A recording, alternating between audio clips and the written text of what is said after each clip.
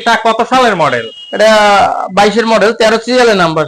এটা 13 সিরিয়ালের 13 সিরিয়ালের নাম্বার, মাত্র 65,000 টাকা। মাত্র 65,000। এটা কি ইঞ্জিন কন্ডিশন কিরকম? একদম সুপার ফ্রেশ। এই একটা 35,000 টাকা, শুধু 35,000। শুধু 35,000? কি বলেন? এটা কত সালের মডেল?